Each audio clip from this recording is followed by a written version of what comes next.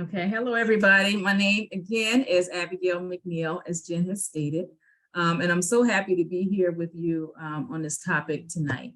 During the presentation on healing and emotional healing is just really dear to my heart. I am a registered nurse of 20-something years now. I started off in the hospital and working on med-surg oncology unit, and I did that for about 12 years, and then I moved on to home health, and right now I am a school nurse. So I have a pretty interesting when it comes to healthcare. And so tonight I'm just thankful to be able to be here and to be able to present to you. I'm going to share my screen.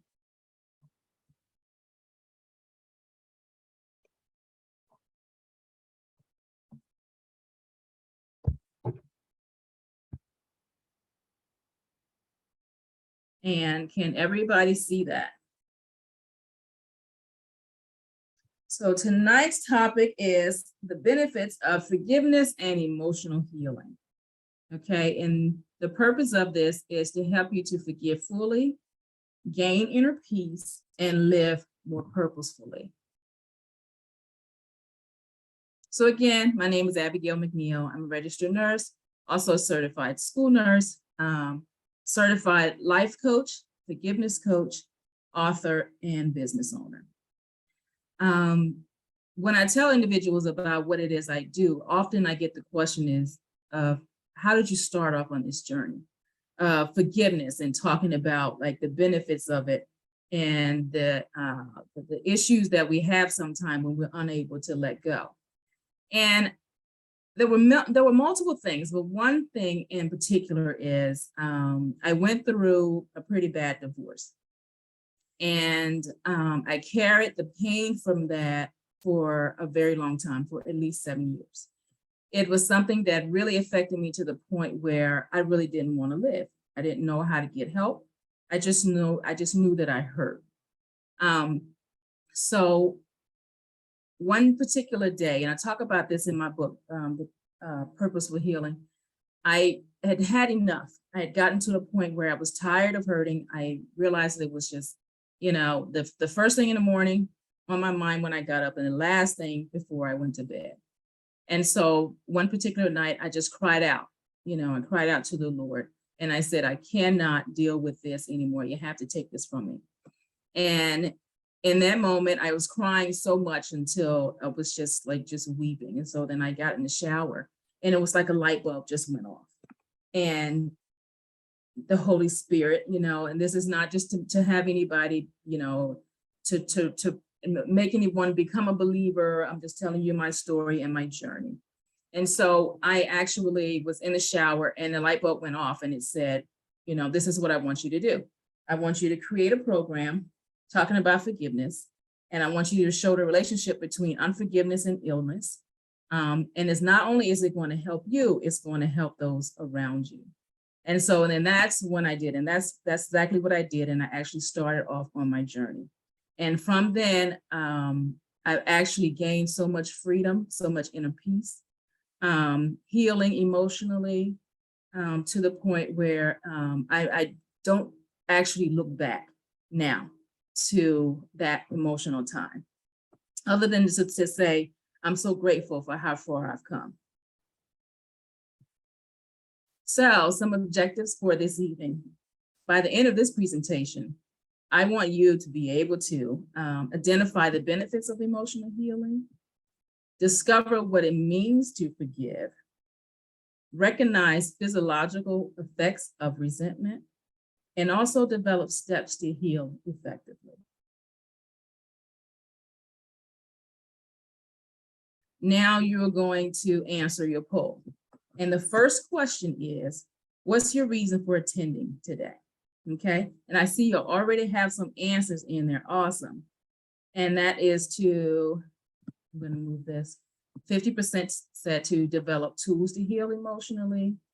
And then 50% said to identify the benefits of forgiveness.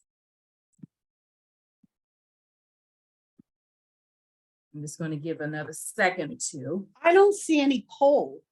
I have the poll everywhere, but I don't see your poll. You don't see it? No, just at the top, it says poll everywhere. Okay. It should have come up for, if you scroll down to the bottom a little bit, Yeah, I did. you don't see it. How about, does it say start? Start now Start now. or get started? Sign up today. Mm, Blog one that should say, services. Let me see what the drop down says. Sign up or loading again. all right, so we're going to move on. Let's talk about what is emotional pain, okay? Emotional pain, as it's stated here, is a state of feeling broken, wounded, and hurt. It's suffering that is, my little thing is actually in my way, I'm sorry.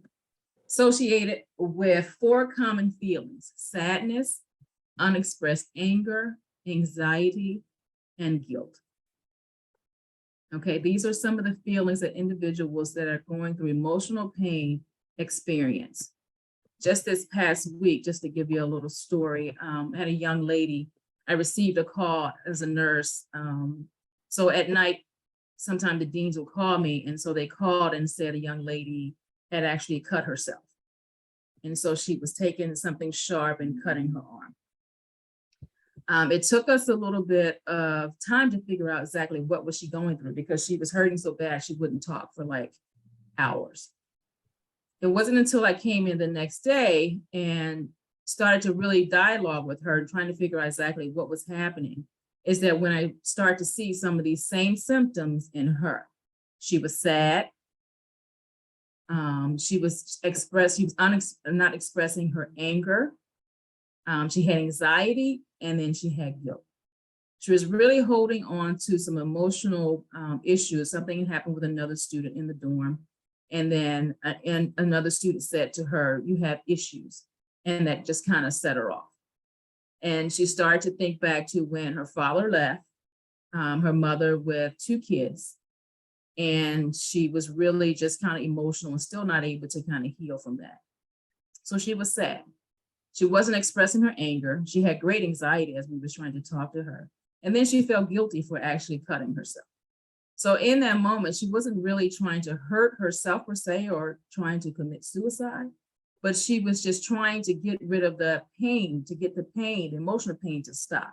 So she turned it into physical pain to see if she could get that to stop. So that's just an example of some emotional pain and things that individuals go through when they are hurting.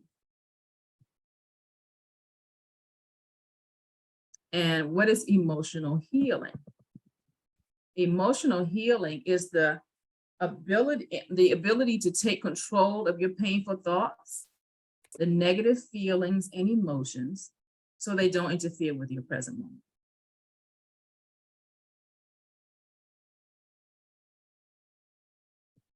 Some key points to emotional healing. The first thing is to acknowledge the troubling thoughts and feelings. It's really difficult to kind of move forward and heal from what you won't acknowledge. Okay. The next thing is to accept feelings as they are and understand that it's okay to accept feelings as they are. It's okay to hurt. It's okay to cry. It's okay to be angry. Okay. But you have to really accept the feelings as they are. The next thing is to explore subconscious thoughts to determine the root cause of your pain. And we'll talk a little bit more about this as we move forward in the presentation. But sometimes we hide those things that are hurting us, and they're in our subconscious, and we're not actually able to determine the root cause of what our pain is. So it's important to be able to do that to begin the process of emotional healing. The next thing is to develop coping skills to resolve sorrow, anger, and guilt. And then develop skills on how to resolve emotional blockage. So why is it important to practice healing emotionally? It's important because it teaches us lessons in life. It teaches us coping skills and how to make effective adjustments. It helps us to create awareness of our emotions and express feelings properly. What is resentment? Resentment is the bitter indignation at having been treated unfairly. And that's when we talked a little bit about this, Jen, before we actually started the presentation. We was talking about resentment. You start to get resentful of some things, okay? And that's when you feel like you're being treated unfairly and you start to kind of hold on to some of those things. And also it's important to know that resentment thrives on negative feelings and it grows more powerful when we are unwilling to forgive and release emotional pain. The negative feelings are felt through a disruption of our body's energy and can manifest in physical pain and disease. So when we're holding on to things, and we'll talk about this a little bit more too, is that when we're holding on to things, we put ourselves at risk of physical pain and also disease.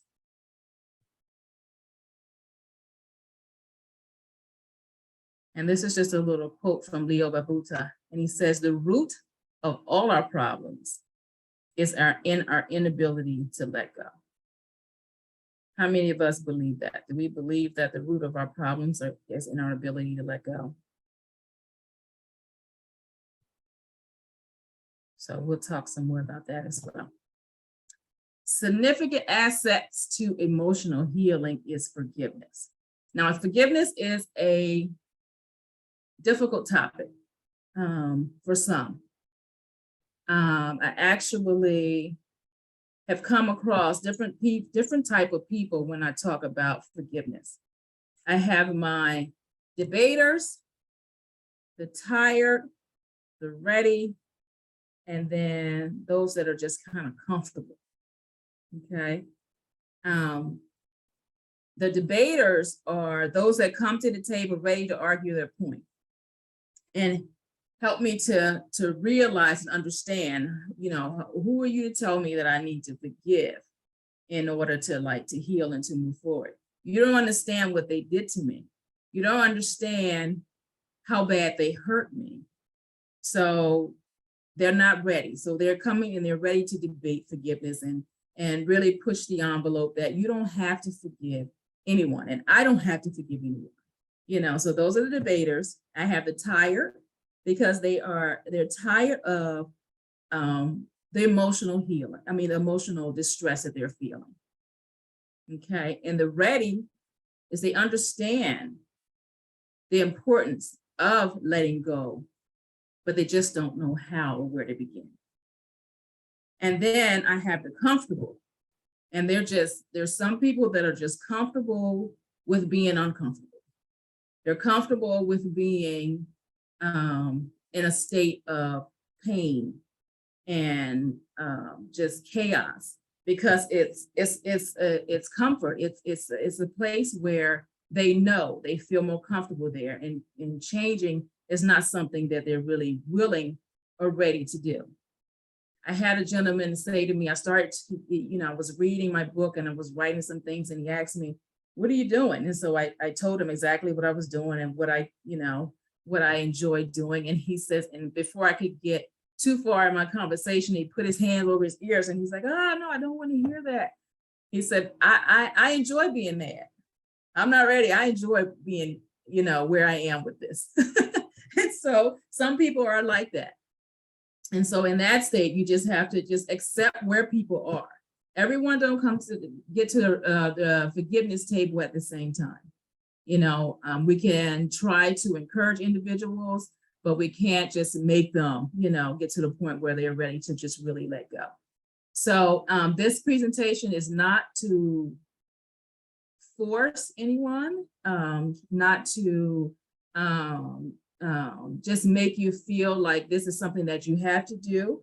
It is just giving you some tools and some benefits, helping you to understand, should this be a journey that you decide to take, that this is something that may be beneficial to you, you know, on your journey.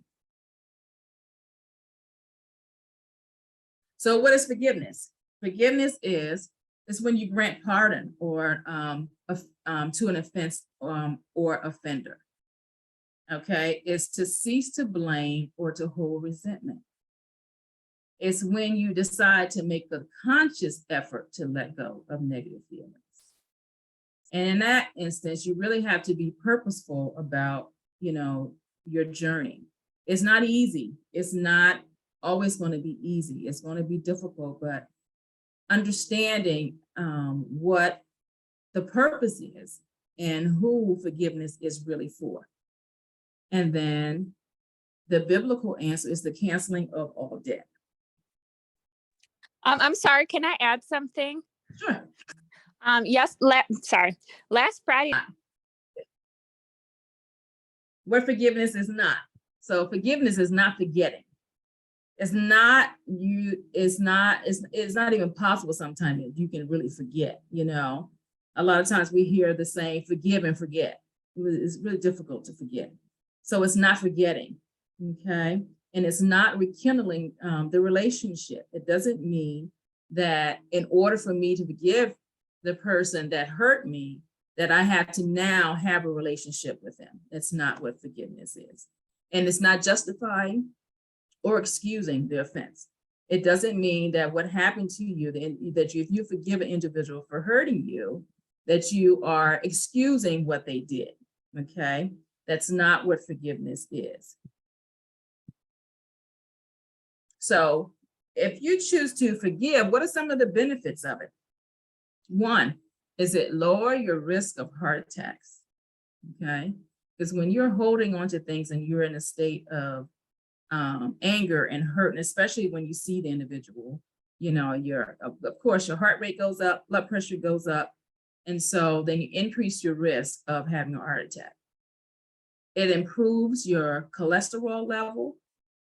It improves sleep, reduces pain, again, reduces your blood pressure, anxiety, depression, and stress, okay? Some negative effects of unforgiveness.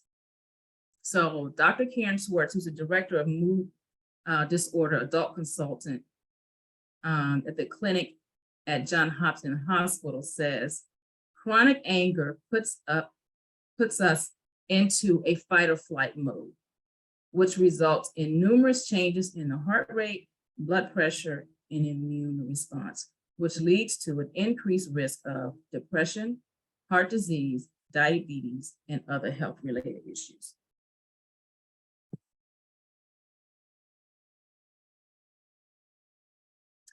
Some studies have shown that people who are naturally more forgiving, they are more satisfied with their lives, have less depression, anxiety, stress, anger, and hostility. 61% of cancer patients at the Cancer Treatment Center of America have forgiveness issues. So I'm just going to tell you a little bit about that. I have, and this is by Michael Berry. He was a chaplain at the Cancer Treatment Centers of America in Philadelphia. And he also ran like a forgiveness program for cancer patients there. And they did a study of individuals that actually suffer from cancer. And they discovered that in their study, 61% of their cancer patients had issues with unforgiveness. And half of them were severe. Okay, so the title of his book is The Forgiveness Project. And I encourage everyone to get that book. It is available on Amazon. It's again, the Forgiveness Project by Michael Berry. In it, he actually talks about several different patients, cancer patients that actually had issues with unforgiveness. There's one in particular that sticks out to me. It was a young lady, she was married, had kids, and they'd gone on vacation. And she actually was diagnosed with, I think it was breast cancer, I do know that. it was a severe case of breast cancer. And they determined in, talking to her, trying to figure out what was her issues. And one thing she had issues with, she had gone on vacation with her family and they ended up getting kidnapped. I think they actually ended up killing her husband. And she carried that anger around just forever because she was so angry at what they had done to her family. Once they started to work with her and to help her through forgiveness, she actually was able to beat cancer. So it's just an encouraging thing in reading this book. And again, I encourage you to get this book and just show the benefits of how important it is to really be able to let go of some things in order to be able to heal. So psychological definition of unforgiveness. Unforgiveness is a type of stress response. It has a direct impact on your mental health and your psychology of a person. Studies suggest that unforgiveness can be viewed as a state in which a person is confined in a stressful state of mind. And according to Macaulay, 1998, unforgiveness triggers those stressors which force a person to think that people have harmed them in a wrong way. Okay, a person with such mental state can take potentially harmful steps and develop suicidal tendencies.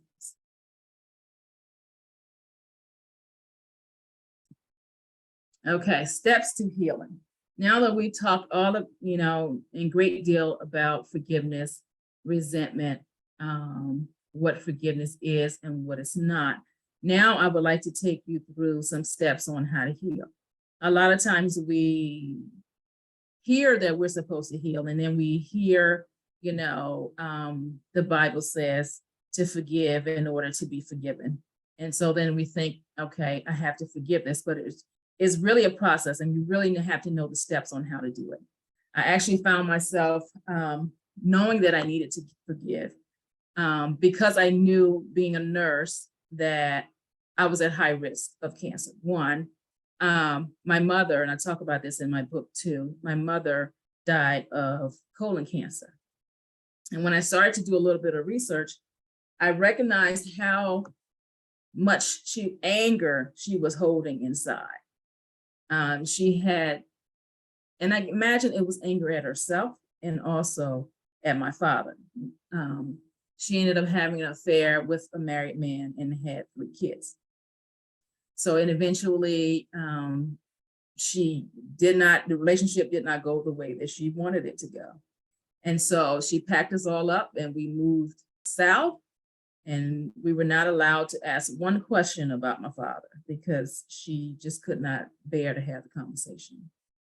And she told us that, we were to have a relationship with him over her dead body. And that's what we did.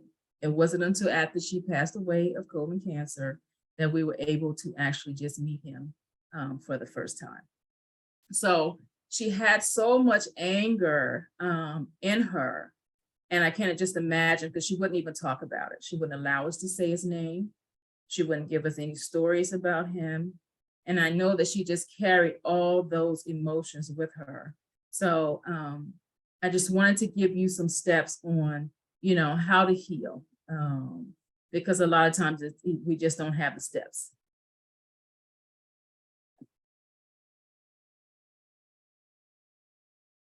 Okay, so this chart that's in front of you, it represents it's time to heal. This is one of the things that I was able to create during my healing journey. And I found it to be quite helpful. And I also found individuals who have actually gone through these steps to find it to be quite helpful as well. The first thing on this chart, we're going to go around it twice. And so I'll start out and then I'll just kind of follow along with me. So we'll start here at midnight, okay, which is 12 o'clock. That's our new start. So that's a time in our life when we say to ourselves, we're going to heal, we're going to leave things behind, especially if it's like a new year resolution. You know, we decide I'm going to leave all the negative things behind. I'm moving into a new year. I'm getting a new start and I'm going to move forward. But unless we actually do the work and actually take the correct steps towards healing, all that stuff comes with us. All that hurt and emotional pain carries right over with us into the next year. Okay. So in order to really start, we have to determine, and we talked about this in previous slides, the cause. What is the cause of our pain? It could be a failed relationship, traumatic event, something happened. It could be a generational curse, something that's passed down to us. We don't quite understand. The family don't like the Jacksons, but whenever we see them, you know, we just know that there's some resentment there. So what is the cause of your pain? So I think that even if you kind of just take a minute, if you have a pen and paper, and just be able to write that down. And sometimes it's not easy knowing exactly what's the cause of the pain. I had a young lady that I was helping, that I was coaching, and I think we were probably on the cause for about 3 months because she knew that she was angry at her parents, but she didn't know why. And so it takes some time to actually figure out what's the cause of your pain. Okay, the next step is the effect. How does it make you feel? Do you feel sad, depressed, hurt, angry? A lot of times we don't actually want to say what we're feeling. And we tend to say, oh, I don't care. It doesn't bother me. And so acknowledge how you feel about the situation. The next thing is, what's our goal? You know, we're going through pain. Our goal is to feel better, right? That is the most important thing. That's the immediate goal, and that is to feel better and for the emotional pain to stop. But what makes us feel better? That's some things that salt, sweet, fatty foods, things that we take on that can tend to make us feel better that we use in place of to rid the pain. So I just want to show you really quick sometimes what happens with the brain. So in the brain, we have our dopamine pathways, right? And then we have the serotonin pathways. The dopamine pathways, that's our reward center. That's the pleasure, euphoria part of the brain. That's where we receive all that. And, you know, so in the serotonin pathways, that's our mood and our processing. So I just wanted to kind of show you what happens sometimes with the brain, because the salt, sweet, fatty foods, that stimulates the dopamine in us, okay? So then if you're thinking about, like, for instance, if you ever watched the movie and, you know, girl breaks up with boy, girl calls her girlfriends over and they all sit around and eat a pint of ice cream with these big spoons. It's because our body knows what we need. Our body knows what's going to make us feel better immediately. And so we have a tendency to reach for those things. I'm going to move. I got some things in my way here. Okay, so the next thing.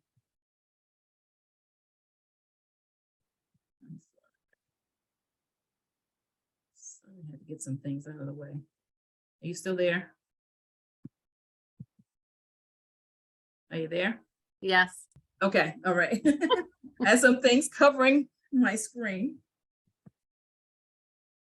Okay, so sorry, I got this.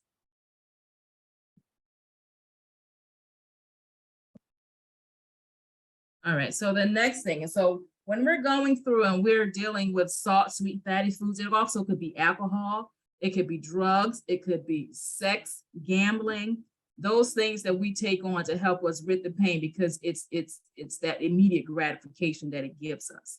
And so then what can happen is it can actually lead to addictions. For instance, if you're someone that actually going through emotional, and how you deal with things is you decide that you want to drink, this is how you get through.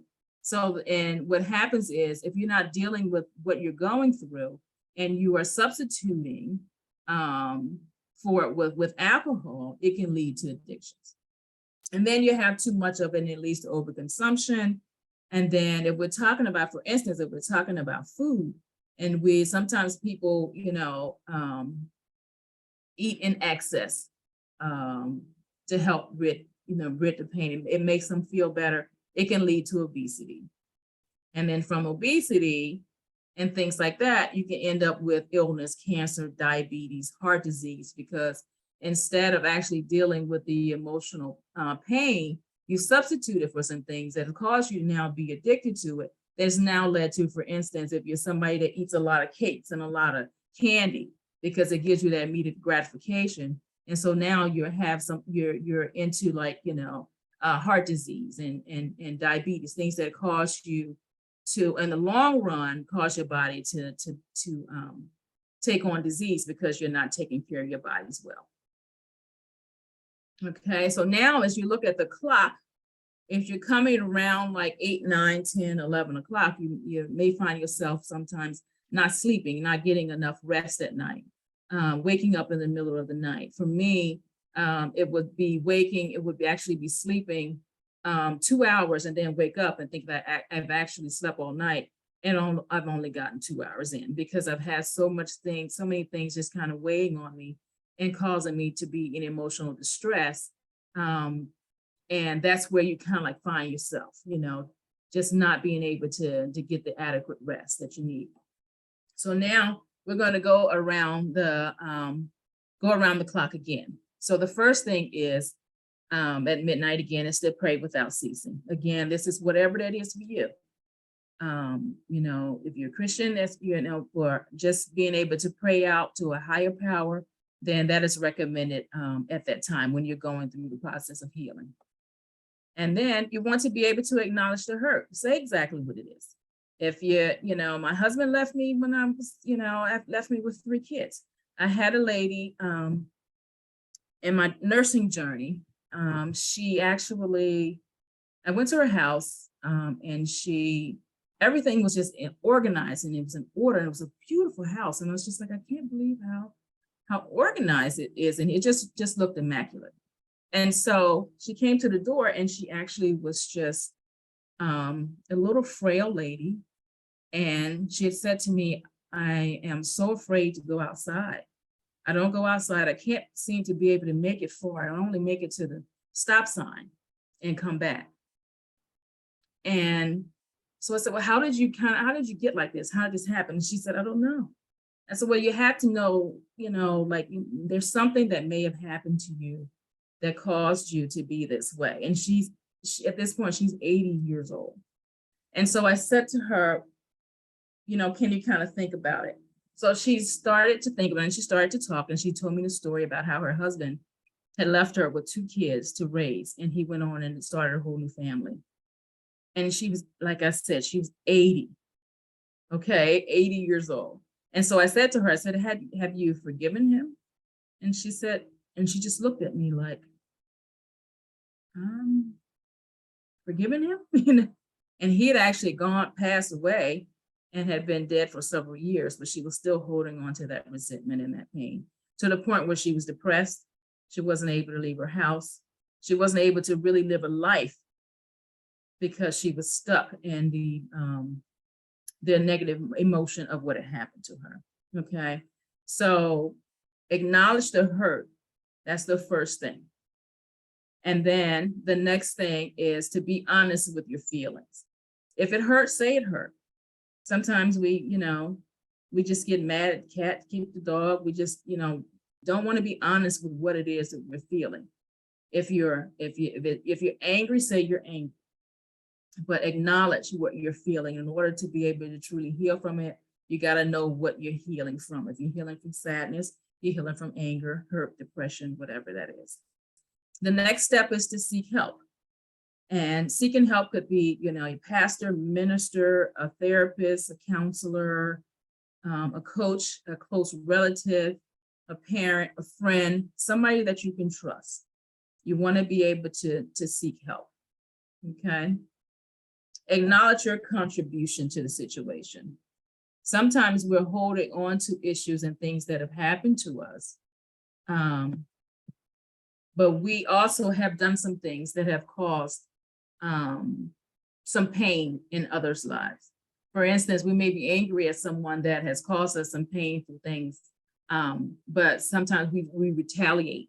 And when we retaliate, we may have hurt them just as bad if they as they had hurt us.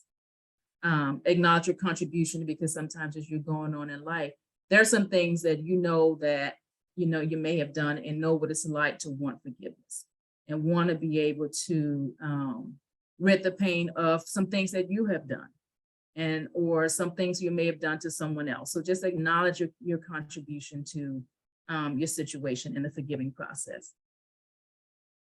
The next thing is to release negative energy. That could be walking, reading, journaling. Journaling is very, very important. I found that to be a great release for me. Whenever I would wake up at 2, 3 o'clock in the morning, not having the ability to be able to kind of let go, I would just write it.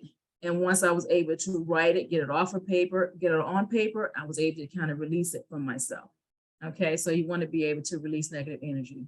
And then be open to an apology. Sometimes apology comes, but because of what has happened, we're not ready to forgive. And we tend to want to hold individuals in it longer because we don't think they deserve to be forgiven. But understanding who the forgiveness is for. The forgiveness is for you. It's for your release. It's for your journey. It's for your ability to be able to move forward in life. And then share your decision with others, because sometimes we have family members or friends that will kind of bring us right back into that space where we were having issues with letting go. So they give us those reminders. For instance, you may have somebody to come up to you and just remind you of that, a situation that you've gone through. And your good day that was going good now is going bad, because now you're in a situation where, now I'm, you brought that back to my attention when I was having a good day. So share your decision with others so they understand the process that you're on. And the next one is to appreciate forgiveness. Appreciate God's forgiveness, okay? And just as he's forgiven you, he's forgiven your offender. And just moving on into that process. And now that you're coming around the clock, you will find that you have strength in healing, because you've actually taken the adequate steps to be able to heal. You understand, your cause of your pain. You are understanding the emotions that you're feeling, and you're really able to move in the right direction to be able to get to a place of healing and letting go.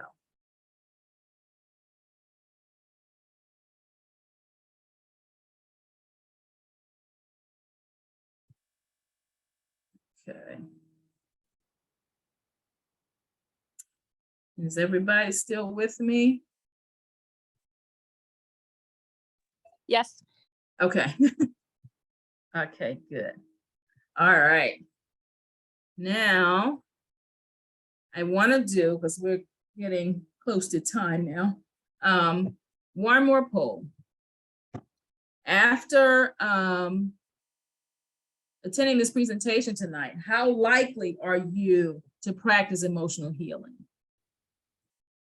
And if you could answer, and then in the poll, and if you can't answer in the poll, you can answer in the chat.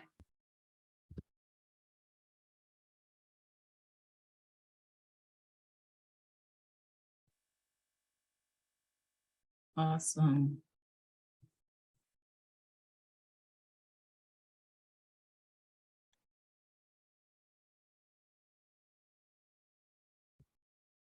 And there's no right or wrong answer, just for everybody to understand. This is truly a journey for you. So there's no right or wrong answer here.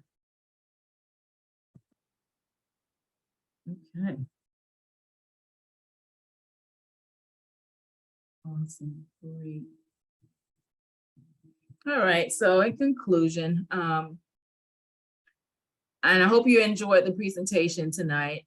It's all about, just showing the benefits of the importance of being able to let go so that you can heal and maintain mental as well as physical health. So here's my website, My email address is here. The book, my book, Purposeful Healing, is here. It's my journey of forgiveness from existing to living.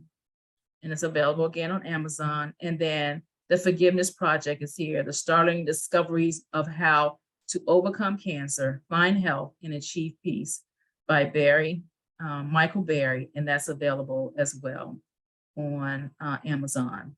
And then I have a course as well, and it's Purposeful Healing. And it's available on SamCart, and it just kind of help individuals because, like I said, it's a process. It's easier said, than done. And it, like I said, it took an individual months to just get to the cause of their pain. So if any assistance is needed, I am here. And these are some references from throughout the presentation that you've seen. And now we will have question and answer.